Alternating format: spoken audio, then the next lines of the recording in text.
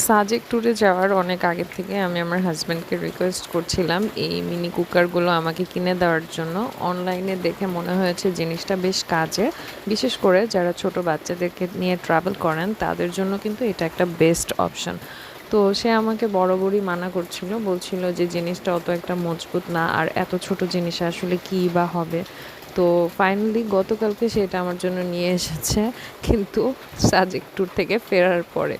তো যাই হোক, তারপরেও পরীক্ষামূলকভাবে এটাকে ইউজ করার জন্য গতকালকে আমি ভুনা খিচুড়ি রান্না করেছিলাম ১ পট চালের। চাল ডাল মিলিয়ে প্রায় আসলে ১ পটের বেশি হয়ে গিয়েছিল। তো পরে যেটা মনে হয়েছিল যে আরও কম চাল দিয়ে রান্না করতে হবে। যাই হোক, খিচুড়িটা আমরা ৩ জন বড় বড় মানুষ খেয়েছি এবং সেই সাথে আমার ছোট বাচ্চা দুটোও খেয়েছে। আর আজকে ভোরবেলা যখন উঠলাম ফজরের আজান শুনে, দেখলাম যে আজানের সাথে সাথে বেশ সুন্দর রিমঝিম বৃষ্টি পড়ছে।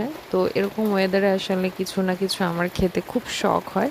তো ভাবলাম যে এটাতে রামেনটা কিভাবে তৈরি করা যায় একটু এক্সপেরিয়েন্স করি। তো যেইভাবে সেই কাজ, এর মধ্যে আমি রামেনটা তৈরি করে নিয়েছি। খুব বেশি সময় লাগেনি আসলে পানিটা গরম হতে।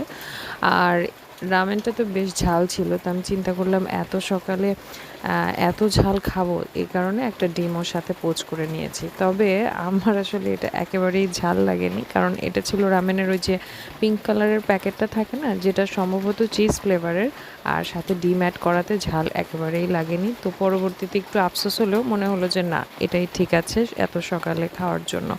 সবাই ভালো থাকবেন, আল্লাহ হাফেজ।